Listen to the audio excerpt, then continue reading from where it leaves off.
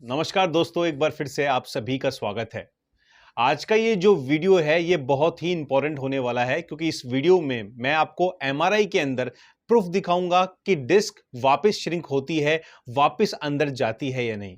काफी डिस्क के पेशेंटों ने हमें ये पूछा है कि सर ये जो डिस्क निकल जाती है, जो कि आपको एमआरआई के अंदर भी नजर आ रही होगी, क्या इस तरह की जो डिस्क होती है क्या ये वापस अंदर जाती है?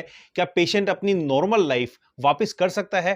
तो आज के इस वीडियो में मैं आपको बताऊंगा कि ये एमआरआई के अंदर जो आपको डिस्क देखने को मिल रही है, ये अगर आप प्रॉपर रिहैब लेते हैं, सही फिजियोथेरेपी और सही ट्रीटमेंट होता है, तो डिस्क को आप विदाउट सर्जरी, विदाउट मेडिकेशन ठीक कर सकते हैं। इस वीडियो में मैं आपको सभी चीजें दिखाऊंगा, तो वीडियो को लाइक और शेयर जरूर कर दीजिएगा और चैनल को सब्सक्राइब करे बिना नहीं जाइएगा क्योंकि ऐसे ही इंफॉर्मेटिव वीडियोस हम आपके लिए हमेशा लाते रहते हैं। तो चलिए फिर शुरू करते हैं आज का वीडियो।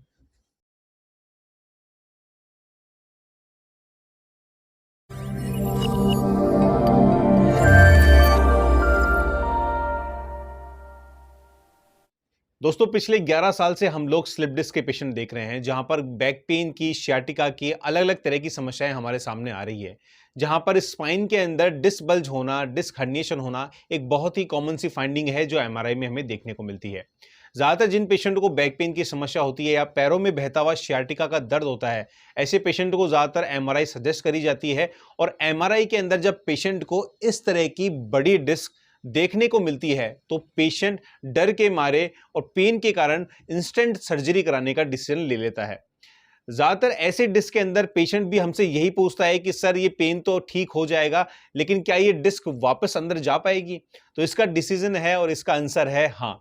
दोस्तों, अगर आपका डिस्क बल्ज बड़ा है, आपको डिस्क हर्निएशन है, उसके कारण आपको पैरों में सियाटिका या फिर कमर दर्द की शिकायत रहती है, तो इन सभी समस्याओं को आप हमारे द्वारा बताए गए स्पेसिफिक स्पाइन के रिहैब से, हमारे द्वारा करे गए स्पाइन के अलाइनमेंट से और होम केयर की जो हम एडवाइस देते हैं पेशेंट्स को अपनी स्पाइन से, उन सभी चीजों को अगर आप फॉलो करते हैं तो ऐसे बड़े डिस्क बल्ज को आप ठीक कर सकते हैं। अगर आप बोलेंगे सर कि इस एमआरआई में जो डिस्क बल्ज दिख रहा है क्या ऐसा डिस्क बल्ज भी ठीक हो सकता है, तो मैं आपको 1 मिनट होल्ड करके मैं आपको इस एमआरआई को दिखाता हूं। ये एमआरआई पेशेंट की 1 से 1.5 साल पहले की है और अभी जब हमने पेशेंट के एमआरआई को रिपीट कराया है तो मैं आपको दिखाऊंगा इसके अंदर कि जो वो बड़ा डिस्क बल्ज था वो बिल्कुल श्रिंक हो गया है। ऐसा रिजल्ट हमें बहुत कम देखने को मिलता है क्योंकि कहीं ना कहीं पेशेंट कुछ महीने ट्रीटमेंट करके या कुछ महीने हमारी जो इंस्ट्रक्शन है उसे फॉलो करता है और उसके बाद छोड़ देता है कि उसका पेन ठीक हो गया है, तो अब उसे ना ही किसी चीज को फॉलो करने की जरूरत है और ना ही किसी एक्सरसाइज करने की जरूरत है। लेकिन कुछ पेशेंट ऐसे जरूर होते हैं जो प्रॉपर फॉलो करते हैं, डॉक्टर के साथ में फॉलोअप रखते हैं, साल भर तक अपने उठने बैठने, खाने पीने, वेट उठाने के तरीके, सोने के तरीके और हमारे द्वारा बताई गई जो एक्सरसाइज और प्रॉपर महीने में जो हम लोग बीच बीच में अलाइनमेंट करते हैं स्पाइन का, अगर उन पर ध्यान रखते हैं तो हमें ऐसे बड़े चेंजेस भी पेशेंटों में देखने को मिलते हैं।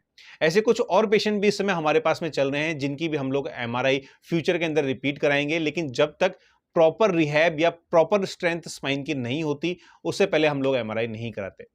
तो अगर आपको डिस्क की समस्या है तो मैं आपको इस एमआरआई के थ्रू सिर्फ यही बताना चाहता हूं कि प्लीज सर्जरी का डिसीजन ना लें, इसे आप नॉर्मल तरीके से हील कर सकते हैं, लेकिन उसके लिए आपको स्पेसिफिक रिहैब की जरूरत है जो कि हम आपको प्रोवाइड करा सकते हैं। तो अगर आपको डिस्क बल्ज की समस्या है, डिस्क हर्निएशन है, पैरों में दर्द है, झंझनाहट, सूनापन है, तो आप हमसे मिल सकते हैं। आपको अगर सर्जरी की राय दी है तो आपको एक बार हमसे जरूर मिलना चाहिए कि हम इसे बिना सर्जरी के ठीक करने की भी पूरी कोशिश करते हैं और काफी पेशेंटों के अंदर हमें रिजल्ट देखने को भी मिलता है। जिस पेशेंट की एमआरआई है उसका भी तेज कमर में, पैरों में दर्द था, झंझनाहट, सूनापन था, लेकिन उसने अपने प्रिवेंशन को फॉलो किया, जो एडवाइस को दी गई थी उसको उसने फॉलो किया। उसके चलने, उठने, बैठने, वजन उठाने के जो तरीके थे वो सब उसने चेंज किए और साल भर के बाद जो प्रॉपर फॉलोअप करने के बाद में पेशेंट की एमआरआई हमने कल जब रिपीट कराई है तो उसका जो डिस्क बल्ज है वो काफी हद तक श्रिंक हो गया है। तो डिस्क बल्ज श्रिंक होता है अगर आप उसे बिल्कुल भी इरिटेशन ना दें। कुछ चीजें होती हैं जिसको आपको लगातार फॉलो करना होता है। तो अगर आप ये सब चीजें करते हैं, सही रिहैब अगर आप स्पाइन का लेते हैं तो आप इस समस्या को ठीक कर सकते हैं। लेकिन इस स्पाइन का जो रिहैब होता है ये कुछ दिनों या कुछ महीनों का नहीं होता। आपको कम से कम 6 महीने, साल भर तक अपनी स्पाइन के तरीकों पे ध्यान देना होता है कि आपको कैसे सोना है, कैसे आपको वजन उठाना है या आपको कौन कौन सी एक्सरसाइज करनी है। ज्यादातर यूट्यूब पे बहुत सारी एक्सरसाइज है, बहुत सारे वीडियोस हमने भी अपलोड किए हुए हैं, लेकिन हर एक्सरसाइज हर पेशेंट पे सूट नहीं करती। कुछ ऐसी एक्सरसाइजेज होती हैं जो डिस्क को इरिटेशन देती हैं, जिसके कारण पेशेंट को वापस दर्द हो जाता है और डिस्क वापस श्रिंक नहीं हो पाती।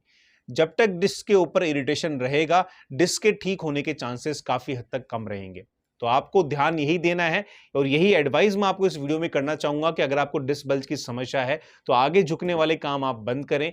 अपनी स्पाइन की जो मसल्स हैं जो उसको सपोर्ट करती हैं उसको स्ट्रॉन्ग करें। सही रिहैब, सही फिजियोथेरेपिस्ट से कंसल्ट करके आप करें, क्योंकि सही फिजियोथेरेपिस्ट से आप कंसल्ट करेंगे जो स्पाइन पे काम करता है, तो आप अपने इस डिस्क बल्ज की समस्या को, सियाटिका को या पैरों में होने वाली झंझनाहट को घर बैठे ठीक कर पाएंगे। उम्मीद करता हूं ये वीडियो आपके लिए इंफॉर्मेटिव होगा, तो प्लीज इसे शेयर जरूर कर दीजिएगा, क्योंकि ऐसी समस्या बहुत से पेशेंटों के अंदर है और बहुत से पेशेंट डर के मारे कहीं ना कहीं सर्जरी करा लेते हैं, जिसके बाद भी उन्हें समस्या रहती है। तो उन पेशेंट को हो सकता है कि आप ये वीडियो शेयर करते हैं तो उससे उन्हें हेल्प मिले और वो सही रिहैब की तरफ जा पाएं और अपनी इस डिस्क की समस्या को घर बैठे ठीक कर पाएं। तो दोस्तों, अगर आपको हमारा वीडियो अच्छा लगा है तो प्लीज इसे लाइक और शेयर जरूर करिएगा और चैनल को सब्सक्राइब करे बिना नहीं जाइएगा, क्योंकि ऐसे ही इंफॉर्मेटिव वीडियोस हम आपको लाते रहते हैं। वहीं अगर आपको डिस्क बल्ज की, डिस्क कंडीशन की कोई भी समस्या है तो जयपुर में हमारे जो नया सेंटर ओपन होने वाला है नवंबर में, वहां पर आपके रुकने की व्यवस्था भी हमने कर दी है। जो काफी पेशेंट हमारे पास में कुछ समय से आ रहे हैं और रुकने की व्यवस्था नहीं होने के कारण वो ट्रीटमेंट नहीं ले पा रहे थे, लेकिन अब हमारे वहां पे स्टे की भी प्रॉपर व्यवस्था है, प्रॉपर ट्रीटमेंट की व्यवस्था है और एडवांस मोडेलिटीज और एडवांस ट्रीटमेंट हमने एड ऑन किया है हमारी स्पाइन के लिए। तो हमारा जो सेंटर है ये राजस्थान का पहला स्पाइन डेडिकेटेड रिहैब सेंटर होगा, जहां पर स्पाइन से रिलेटेड सभी समस्याओं का इलाज हम कर पाएंगे। मिलते हैं नेक्स्ट वीडियो में। Thank you so much.